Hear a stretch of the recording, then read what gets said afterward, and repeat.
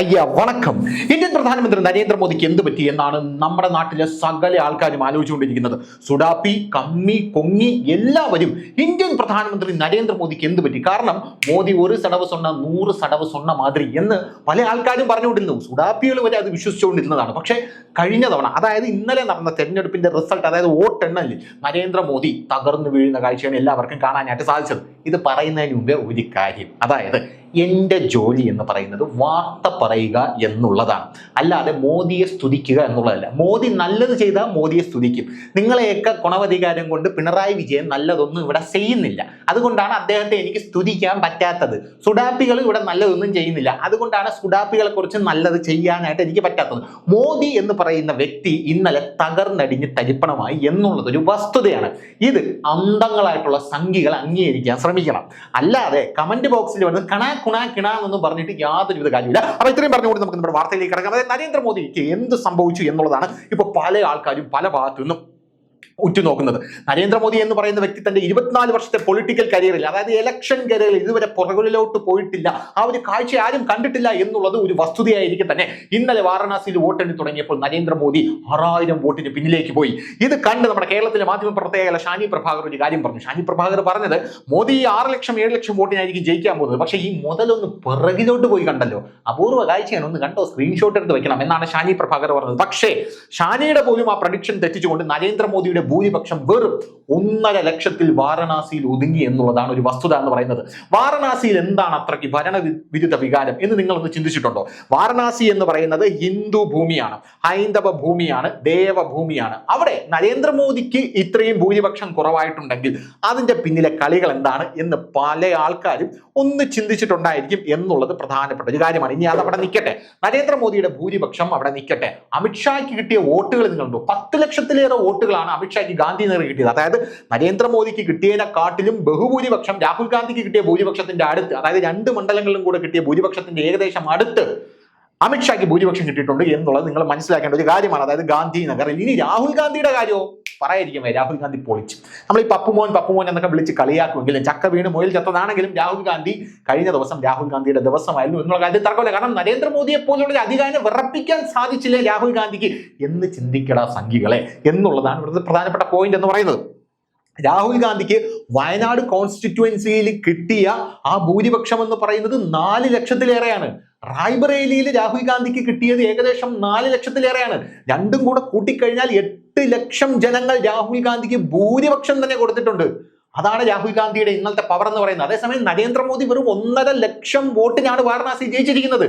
ഇത് നരേന്ദ്രമോദിയുടെ പതനമല്ലാതെ പിന്നെ എന്താണ് എന്ന് എന്നോട് ചോദിച്ചാൽ ഞാൻ എന്ത് പറയണം? നരേന്ദ്രമോദിയെ സ്തുതിച്ചുകൊണ്ടിരിക്കണോ? അയ്യോ മോദി അടിപൊളി എന്ന് പറഞ്ഞുകൊണ്ടിരിക്കാൻ നമുക്ക് നിർവാഹമില്ല.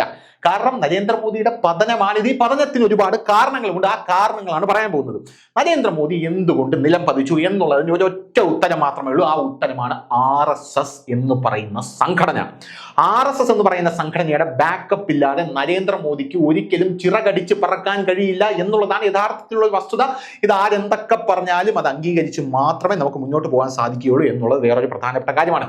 RSS എന്ന് പറയുന്ന സംഘടന ഇന്ത്യൻ പ്രധാനമന്ത്രിയായിട്ടുള്ള നരേന്ദ്രമോദിക്ക് ഇത്തവണ പിന്തുണ കൊടുത്തില്ല. അത് പറയുമ്പോൾ നിങ്ങൾ വിചാരിക്കും, അങ്ങനെ ആര് പറഞ്ഞു? RSS പിന്തുണ കൊടുക്കുമല്ലോ, അല്ലെങ്കിൽ അടിയിൽ കൂടെ കൊടുക്കുമല്ലോ, മോളിൽ കൂടെ കൊടുക്കുമല്ലോ എന്നൊക്കെ പറയും. കൊടുത്തിട്ടില്ല. RSS പ്രവർത്തകർക്കറിയാം, RSSന്റെ മുകളിലുള്ള ആൾക്കാർക്കറിയാം. ഈ മാട്ട് സംഖ്യകളല്ല, അതായത് വലിയ പാളക്കുറിയൊക്കെ വച്ചുകൊണ്ട് ഇങ്ങനെ നടുനിവർത്തി നടക്കില്ല, മാട്ട് സംഖ്യകൾക്ക് അത് അറിയാൻ വഴിയില്ല.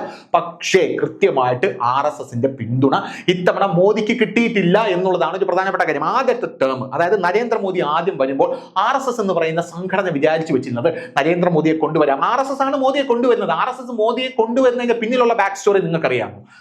മോദിയെ RSS കൊണ്ടുവരുന്നതിന്റെ പിന്നിലുള്ള ബാക്ക് സ്റ്റോറി എന്ന് പറഞ്ഞു കഴിഞ്ഞാൽ, നമ്മുടെ ഇന്ത്യയിൽ നടന്ന ഭീകരാക്രമണം, മുംബൈ ഭീകരാക്രമണത്തിൽ കോൺഗ്രസ് വലിയ രീതിയിൽ ഹിന്ദുക്കളെ പ്രതിസ്ഥാനത്ത് നിർത്താനായിട്ട് ശ്രമിച്ചു. ഈ ഹിന്ദുക്കളെ കോൺഗ്രസ് വലിയ രീതിയിൽ പ്രതിസ്ഥാനത്തായിട്ട് നിർത്താനായിട്ട് ശ്രമിച്ചു. അത് നടത്തിയവൻ ഹിന്ദു ആണെന്ന് പറഞ്ഞു വരുത്താനായിട്ട് ശ്രമിച്ചു. അത് അവന്റെ വേറൊരു ടാക്ടിക്കൽ മൂവ് ആണ്. അതായത് മറ്റേ അജ്മൽ കസബ്, അവന്റെ ഒരു ടാക്ടിക്കൽ മൂവ് ആയിരുന്നു. ഇത് RSSന് വലിയ അവമതിപ്പുണ്ടാക്കി. അങ്ങനെയാണ് RSS പാളയെടുത്ത് ഉടുത്ത് നരേന്ദ്രമോദിയെ കൊണ്ട് നിർത്തി ജയിപ്പിച്ച് മുന്നോട്ട് പൊക്കോണ്ടിരുന്നത്. ഇതാണ് RSSന്റെ മോട്ടീവ്, നരേന്ദ്രമോദിയെ കൊണ്ടുവരാൻ. അങ്ങനെ നരേന്ദ്രമോദിയെ കൊണ്ടുവന്നു. പിന്നീട് നരേന്ദ്രമോദി 2014 വന്നു. നരേന്ദ്രമോദിയും RSSന്റെ സർസംഘചാലകായിട്ടുള്ള മോഹൻ ഭാഗവത്തും. നിങ്ങൾ വിചാരിക്കും അമിത്ഷായും നരേന്ദ്രമോദിയുമാണ് കൃഷ്ണനും അർജുനനും പോലെ. ഒരിക്കലും അല്ല. അമിത്ഷായും നരേന്ദ്രമോദിയുമല്ല, മറിച്ച് നരേന്ദ്രമോദിയും സർസംഘചാലകായിട്ടുള്ള മോഹൻ ഭാഗവത്തുമാണ് ഇതിന്റെ തലപ്പത്തെ ഏറ്റവും വലിയ രണ്ട് കൈകൾ എന്ന് പറയുന്നത്. ഇവർ രണ്ടുപേരും കൂടെ സംയുക്തമായി പ്രവർത്തിച്ചാലേ കാര്യങ്ങൾ മുന്നോട്ട് പോവുകയുള്ളൂ എന്നുള്ളതാണ് പ്രധാനപ്പെട്ട ഒരു കാര്യം എന്ന് പറയുന്നത്. നിങ്ങൾ മനസ്സിലാക്കണം. അതാണ് ആദ്യത്തെ പോയിന്റ് എന്ന് പറയുന്നത്. 2014 വളരെ ഗംഭീരമായിട്ട് നരേന്ദ്രമോദി മുന്നോട്ട് പോയി. 2019 ആയപ്പോഴേക്കും അതിലും ഗംഭീരമായിട്ട് RSS മോദിക്ക് വേണ്ടി പ്രവർത്തിച്ചു. വീണ്ടും നരേന്ദ്രമോദി മുന്നിലോട്ട് പോയി. പക്ഷേ 2019 കഴിഞ്ഞ് 2024 എത്തുമ്പോൾ മോദിക്ക് RSSന് മുകളിലുള്ള ഒരു വ്യക്തിപ്രഭാവം ലഭിക്കുന്നു എന്നൊരു തോന്നൽ RSSന് ഉണ്ടായി. അത് സ്വാഭാവികമാണ്, ന്യായവുമാണ്. കാരണം RSS എന്ന് പറയുന്ന സംഘടന RSSന്റെ തലപ്പത്ത് അല്ലെങ്കിൽ ഭാരതത്തിന്റെ തലപ്പത്ത്, രാജ്യത്തിന്റെ തലപ്പത്ത് വേറൊരാളെയും അമാനുഷികനായി വളർത്താൻ സമ്മതിക്കാത്ത ഒരു സംഘടനയാണ്. വേറൊരാളും അങ്ങനെ അമാനുഷികനായിട്ട് വളരണ്ട. അതിന് എത്ര വലിയ കൊമ്പുള്ളവനായിരുന്നാലും ആ കൊമ്പ് RSS ഒടിക്കും എന്നുള്ള കാര്യത്തിലും യാതൊരുവിധ തർക്കവും ആർക്കും വേണ്ട. RSS ആ നരേന്ദ്രമോദിയുടെ കൊമ്പൊടിച്ച കാഴ്ചയാണ് കഴിഞ്ഞ ദിവസം നമുക്ക് കാണാനായിട്ട് സാധിച്ചത്. RSS എന്ന് പറയുന്ന ആ സംഘടന നരേന്ദ്രമോദിയുമായിട്ട് ടൈപ്പ് ഇല്ലാതായി. അതായത് 2024 ഇലക്ഷനിൽ നരേന്ദ്രമോദിയുമായിട്ട് RSS അകന്നു എന്നുള്ളത് ഒരു വസ്തുതയാണ്. RSS നരേന്ദ്രമോദിയുമായിട്ട് അകന്നു.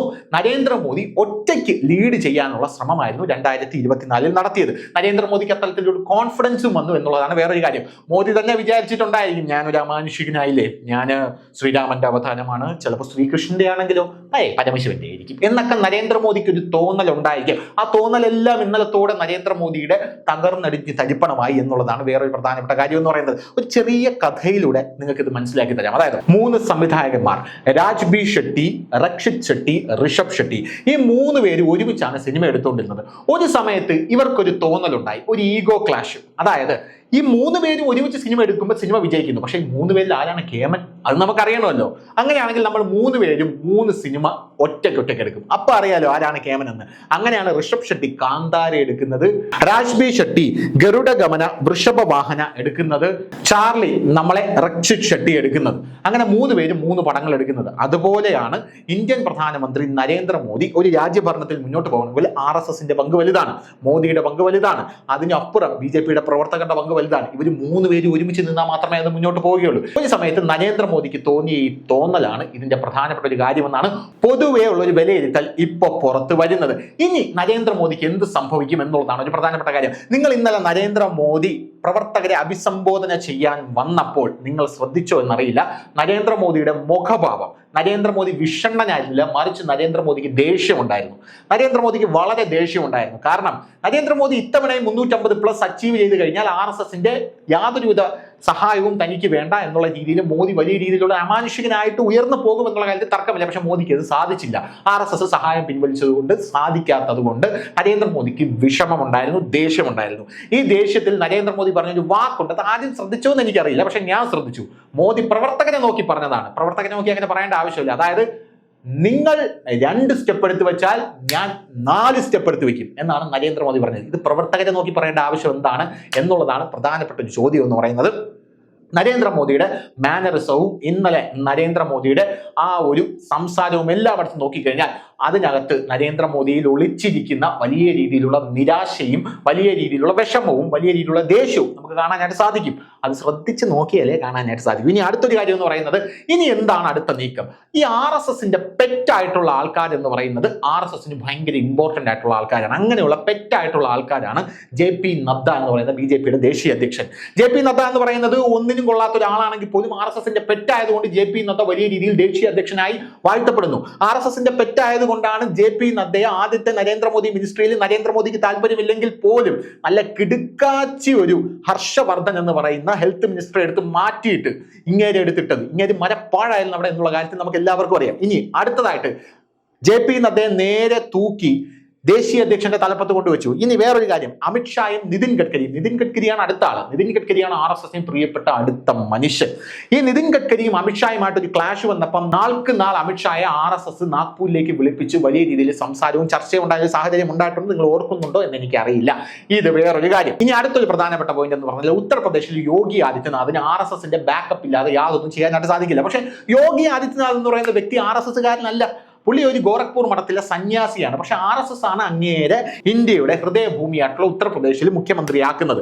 RSS യോഗി അവിടെ മുഖ്യമന്ത്രി ആക്കിയ ശേഷം യോഗി ആദിത്യനാഥ് നിരന്തരം നാഗ്പൂറുമായിട്ട് കിടിലൻ ടൈപ്പിലാണ് പൊക്കോണ്ടിരിക്കുന്നത്. കാരണം RSSന്റെ ബാക്കപ്പ് ഇല്ലെങ്കിൽ ഒന്നും ചെയ്യാൻ കഴിയില്ല എന്ന് യോഗി ആദിത്യനാഥിന് അറിയാം. അങ്ങനെ നരേന്ദ്രമോദി ഇത്തവണ RSSന് ബാക്കപ്പ് ഇല്ലാതെ മത്സരിച്ചത് കൊണ്ട് തന്നെ വാരണാസിയിൽ RSSന്റെ ശക്തി കേന്ദ്രമാണ്. വിശ്വ ഹിന്ദു പരിഷത്താണ് RSSനെ കാട്ടിലും കിടിലമായിട്ട് UP-യിൽ ശക്തി തെളിയിച്ചിട്ടുള്ളത്. ആ വിശ്വ ഹിന്ദു പരിഷത്തിന്റെ യാതൊരുവിധ സപ്പോർട്ടും ഇല്ല, RSSന്റെ യാതൊരു സപ്പോർട്ടും ഇല്ല. നരേന്ദ്രമോദിക്ക് ഭൂരിപക്ഷം കുറഞ്ഞു. ഉത്തർപ്രദേശ് കയ്യിൽ നിന്ന് ഒലിച്ചു പോകുന്ന കാഴ്ചയാണ് കണ്ടത്. ഇത് നരേന്ദ്രമോദിക്ക് കൊടുത്തൊരു അടിയായിരുന്നു.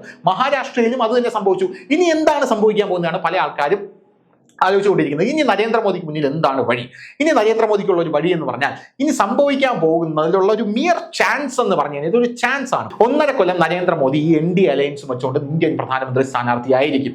ഈ 1.5 കൊല്ലത്തിന് ശേഷം RSSന്റെ ആഗ്രഹം എന്ന് പറയുന്നത് നിതിൻ ഗഡ്കരിയെ പ്രധാനമന്ത്രിയാക്കുക എന്നുള്ളതാണ്. നിതിൻ ഗഡ്കരി പണ്ടും പ്രധാനമന്ത്രി സ്ഥാനം തച്ചു വെച്ചുകൊണ്ടിരുന്ന ഒരാളാണ്. ആ കുപ്പായം തച്ചു വെച്ചുകൊണ്ടിരുന്ന ആളാണ്. പോരാത്തതിന് നരേന്ദ്രമോദി മിനിസ്ട്രിയിലെ ഏറ്റവും കിടിലം മിനിസ്റ്റർ ആരെന്ന് ചോദിച്ചാൽ അത് നിതിൻ ഗഡ്കരിയാണ് എന്ന് പറയാതെ വയ്യ. പുള്ളി ഒരു കിടിലം പൊളിറ്റീഷ്യനാണ്. എല്ലാം ഒരു നല്ല രീതിയിൽ ചെയ്യുന്ന ഒരാളാണ്. പക്ഷെ നരേന്ദ്രമോദി എത്ര നയതന്ത്രജ്ഞത അത് പുള്ളിക്കില്ല എന്ന് നമ്മൾ മനസ്സിലാക്കണം. അങ്ങനെ നരേന്ദ്രമോദി 1.5 കൊല്ലത്തിന് ശേഷം നിതിൻ ഗഡ്കരിക്ക് വഴിമാറി കൊടുക്കേണ്ടി വരും. ഇല്ലെങ്കിൽ നരേന്ദ്രമോദി RSSന്റെ ചൊൽപ്പടിക്ക് നിന്ന് ഭരിക്കേണ്ടി വരും എന്നുള്ളതാണ്. മോദി ഒരിക്കലും RSSന്റെ ചൊൽപ്പടിക്ക് നിന്ന് ഭരിക്കും എന്ന് ഞാൻ വിചാരിക്കുന്നില്ല. കാരണം നരേന്ദ്രമോദി മോദിയെ തന്നെ ഇപ്പോൾ അമാനുഷികനായിട്ടാണ് കൺസിഡർ ചെയ്തിരിക്കുന്നത്. RSSന് ഏറ്റവും ദേഷ്യമുണ്ടാക്കിയ കാര്യം എന്ന് പറയുന്നത് മോദിയുടെ ഗ്യാരണ്ടി എന്ന് പറയുന്ന മോദിയുടെ വാക്കാണ്. നരേന്ദ്രമോദിക്ക് വേണമെങ്കിൽ അത് ഭാരതത്തിന്റെ ഗ്യാരണ്ടി എന്ന് പറയായിരുന്നു. നരേന്ദ്രമോദിക്ക് വേണമെങ്കിൽ അത് ഇന്ത്യയുടെ ഗ്യാരണ്ടി എന്ന് പറയായിരുന്നു. നരേന്ദ്രമോദിക്ക് വേണമെങ്കിൽ അത് ഭാരതത്തിന്റെ ഗ്യാരണ്ടി എന്ന് പറയായിരുന്നു. BJPയുടെ ഗ്യാരണ്ടി എന്ന് പറയായിരുന്നു. പക്ഷെ മോദി തന്നെ വലിയൊരു ഇമേജ് ആക്കി കാണിച്ച് നരേന്ദ്രമോദി ഇത് മോദിയുടെ ഗ്യാരണ്ടി എന്ന് പറഞ്ഞു. കഴിഞ്ഞ ദിവസം മോദി സംസാരിക്കാൻ പ്രവർത്തകരെ അഭിസംബോധന ചെയ്യാൻ വന്നപ്പോൾ ഞാൻ ശ്രദ്ധിച്ചു മോദി ഇത് പറയുന്നുണ്ടോന്ന്. ഒരൊറ്റ തവണ മോദി ഇത് പറഞ്ഞു. അതിനുശേഷമാണ് മോദി പറയുന്നത്, നിങ്ങൾ 2 ചുവടെടുത്ത് വെച്ചാൽ ഞാൻ 4 ചുവടെടുത്ത് വെക്കും. ഇങ്ങനെയാണ് പറഞ്ഞത്. നിങ്ങൾ 2 ചുവടെടുത്ത് വെച്ചാൽ ഞാൻ 4 ചുവട് മുന്നിലേക്ക് എടുത്ത് വെക്കും എന്ന ഒരു വെല്ലുവിളി പോലെ പറഞ്ഞത്. ഇനി 1.5 കൊല്ലം നരേന്ദ്രമോദി ഭരിക്കും. അത് കഴിഞ്ഞ് നിതിൻ ഗഡ്കരിക്ക് വഴിമാറി കൊടുക്കേണ്ടി വരും. കാരണം അതിന്റെ ഒരു ലൈൻ എന്ന് പറഞ്ഞു കഴിഞ്ഞാൽ, മഹാരാഷ്ട്രയിൽ ശിവസേന ഇപ്പോൾ ഇടഞ്ഞു നിൽക്കുകയാണ്. ഈ ശിവസേനയെ കൂട്ടി യോജിപ്പിച്ച് ഒരു 17 സീറ്റാകും അപ്പം മൊത്തത്തിൽ. അങ്ങനെ NDA അലയൻസിന്റെ കൂടെ ചേർക്കാനായിട്ട് നിതിൻ ഗഡ്കരിക്ക് സാധിക്കും എന്നുള്ളൊരു ഇമേജ് കൊണ്ടുവരികയും ശിവസേനയെ കൂട്ടിയിണക്കാനായിട്ട് നിതിൻ ഗഡ്കരിയെ കൊണ്ടുവരികയും BJPയിൽ നിന്ന് നരേന്ദ്രമോദിയെ മാറ്റി നിതിൻ ഗഡ്കരിയെ കൊണ്ടുവരാനായിട്ട് RSS സമ്മർദ്ദം ചെലുത്തുകയും ചെയ്യുന്ന ഒരു സാഹചര്യം ഉണ്ടാകും. ഇങ്ങനെ ഒരു സാഹചര്യം ഉണ്ടായിക്കഴിഞ്ഞാൽ നിതിൻ ഗഡ്കരി ഇന്ത്യയുടെ പ്രധാനമന്ത്രിയാകും. നരേന്ദ്രമോദി ഇന്ത്യൻ പ്രധാനമന്ത്രി സ്ഥാനം രാജിവെച്ച് പോകുന്ന ഒരു സാഹചര്യം ഉണ്ടാകും. ഇതൊരു മിയർ ചാൻസ് ആണ്. ഇല്ലെങ്കിൽ നരേന്ദ്രമോദിക്ക് RSSന്റെ ചൊൽപ്പടിക്ക് നിന്ന് ഭരിച്ചു പോകേണ്ടി വരും എന്നുള്ളതാണ് അടുത്തൊരു കാര്യം എന്ന് പറയുന്നത്. ഇനി വേറൊരു കാര്യം കൂടെ പറഞ്ഞു നിർത്താം. അതായത് ഇന്ത്യൻ പ്രധാനമന്ത്രിയായിട്ടുള്ള നരേന്ദ്രമോദി 1.5 കൊല്ലമാണ് അദ്ദേഹത്തിന്റെ ടേം എന്ന് മനസ്സിൽ കണ്ടുകൊണ്ട് ഇനി ഭരിക്കാൻ പോകുന്നത് അതിഭീകരമായിട്ടായിരിക്കും എന്നുള്ള കാര്യത്തിൽ യാതൊരു സംശയമില്ല. കാരണം മോദിക്ക് ഇനി നടപ്പാക്കാൻ പറ്റുന്ന എല്ലാ കാര്യങ്ങളും മോദി ചറപറ നടപ്പിലാക്കും. നരേന്ദ്രമോദി രാജ്യത്ത് വലിയ വലിയ വിപ്ലവങ്ങൾ കൊണ്ടുവരും. നരേന്ദ്രമോദി പിരിച്ചു മേയും എന്നുള്ള കാര്യത്തിൽ യാതൊരു സംശയവും വേണ്ട. ഇതുവരെ കണ്ട മോദി ആയിരിക്കില്ല ഇനി കാണാൻ പോകുന്ന നരേന്ദ്രമോദി എന്ന് പറയുന്നത്. ഇനി വേറൊരു കാര്യം കൂടെ പറയണം. ഈ പ്രതിപക്ഷത്തുള്ള ആൾക്കാർ പറയുന്നത് പോലെ കണ്ടോ നമ്മൾ ജയിച്ചത് അതാണ് ഇതാണ് ചക്കയാണ് അങ്ങനെ അതൊന്നുമല്ല ഇതിന്റെ കാര്യം. ഇത് RSSന്റെ ബാക്കപ്പ് കൃത്യമായി നരേന്ദ്രമോദിക്ക് ഇല്ലാത്തതുകൊണ്ടാണ്. നമ്മുടെ മാധ്യമ പ്രവർത്തകരൊക്കെ പലപ്പോഴും പറയുമ്പോൾ എപ്പോഴും കേരളത്തിലെ മാധ്യമ പ്രവർത്തകർ പറയുന്ന ഒരു കാര്യമാണ്, സംഘടനാ സെറ്റപ്പ്, BJPയുടെ അണികൾ ഒന്നാമത്തെ ഘടകം, രണ്ടാമത് നരേന്ദ്രമോദി എന്ന് പറയുന്ന ഇന്ത്യൻ പ്രധാനമന്ത്രി എണ്ണയിട്ട യന്ത്രം പോലെ പ്രവർത്തിക്കുന്ന RSS സംവിധാനം. എങ്ങനെയാണ്? എണ്ണയിട്ട യന്ത്രം പോലെ, അതായത് ഒരു എഞ്ചിനാണത് RSS എന്ന് പറയുന്നത്. RSSനെ എടുത്ത് മാറ്റിക്കഴിഞ്ഞാൽ നരേന്ദ്രമോദി താഴെ പോകും എന്നതിന്റെ ഒരു ഷോക്ക് ട്രീറ്റ്മെന്റ് ആണ് ഇത്തവണ നരേന്ദ്രമോദിക്ക് ഭൂരിപക്ഷം മുഴുവൻ കിട്ടാത്തത്. പക്ഷെ അവിടെ RSSന്റെ പ്ലാനിങ് കൃത്യമായിരുന്നു. അതായത് ഭൂരിപക്ഷം കിട്ടിയതുമില്ല, മോദി അധികാരത്തിൽ കയറുകയും ചെയ്തു. ഇതാണ് RSS എന്ന് മോദിക്ക് കാട്ടിക്കൊടുത്തൊരു കാര്യമായിരുന്നു അവിടെ കടന്നു പോയത്. ഇതിന്റെ പിന്നിൽ യോഗി ആദിത്യനാഥിന്റെ കൈകളും ഉണ്ടോ എന്നുള്ള വലിയ സംശയമാണ് പല രാഷ്ട്രീയ നിരീക്ഷകരും പ്രകടിപ്പിക്കുന്നത്. അപ്പൊ ശരി, കൂടുതൽ വാർത്തകളും വിശേഷങ്ങളും നിങ്ങളിലേക്ക് എത്താൻ ABC മലയാളം സബ്സ്ക്രൈബ് ചെയ്യുക, ബെൽബട്ടനും അമർത്തുക. കൂടുതൽ വാർത്തകളും വിശേഷങ്ങളും നിങ്ങളിലേക്ക് എത്താൻ ABC മലയാളം സബ്സ്ക്രൈബ് ചെയ്യുക, ബെൽബട്ടനും അമർത്തുക.